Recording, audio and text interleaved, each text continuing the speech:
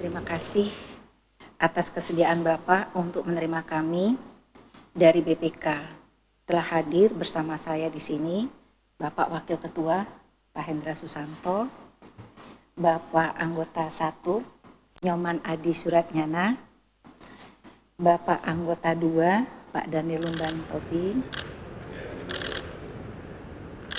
Mohon izin Bapak Ibu, kami hitung 1, 2, 3. Terima kasih.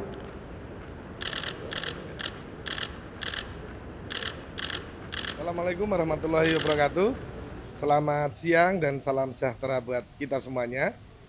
Hari ini kita telah menyerahkan IHPS 1 untuk tahun pemeriksaan tahun anggaran 2023 yang meliputi pemeriksaan laporan keuangan, pemeriksaan kinerja, dan pemeriksaan dengan tujuan tertentu. Dari hasil penyerahan ini, secara umum kinerja yang dilaksanakan oleh pemerintah sangat baik, ditandai dengan kinerja dari 81 kementerian lembaga, di mana dari 81 itu 80-nya mendapatkan predikat atau opini WTP, yaitu 99, mendekati 99%, dan satunya mendapatkan opini wajar dengan pengecualian, yaitu untuk Kementerian Kominfo. Artinya dalam kerangka ini pemerintah telah melaksanakan kinerjanya untuk mencapai visi dan misi yang telah ditetapkan, sudah sejalan dengan perkembangan pelaksanaan kegiatan pencapaiannya. Di samping itu, Badan Pemeriksa Keuangan adalah lembaga yang bukan hanya memeriksa saja, tapi juga mendorong hasil pemeriksaannya ini sebagai suatu tindak lanjut.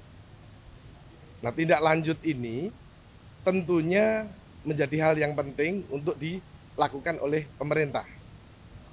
Untuk pemeriksaan yang telah dilaksanakan BPK, hasil tindak lanjutnya adalah 76%, tapi untuk RPJMN masih sekitar 47%. Artinya masih ada waktu bagi pemerintah untuk melaksanakan tindak lanjut ini. Kenapa tindak lanjut penting?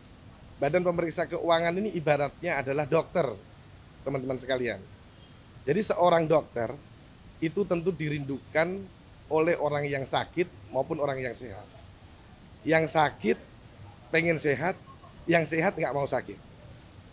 Nah, seorang dokter setelah melakukan diagnosa pemeriksaan tentunya memberikan resep atau rekomendasi. Nah, agar bermanfaat hasil pemeriksaan itu, makanya rekomendasi ini menjadi patokan dan tolok ukur juga untuk dilaksanakan sebagai wujud dari pelaksanaan pemerintahan yang good governance. Terakhir, beberapa kegiatan yang dilakukan secara sinergi antara BPK dengan pemerintah telah berjalan dengan baik, ditandai dengan salah satunya capaian-capaian dari pemeriksaan untuk RPJMN seperti pelayanan publik, ketahanan ekonomi, ketahanan infrastruktur, dan lain-lain. Yang capaiannya telah memenuhi sesuai dengan yang ditargetkan oleh pemerintah. Demikian hasil pemeriksaan yang telah kita lakukan, yang kita serahkan IHPS-nya kepada pemerintah hari ini. Terima kasih.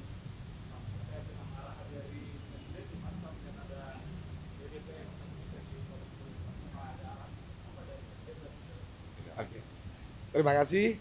Jadi arahan dari Presiden kepada kita adalah untuk selalu memantau hasil tindak lanjut dari teman-teman kita terhadap kementerian lembaga.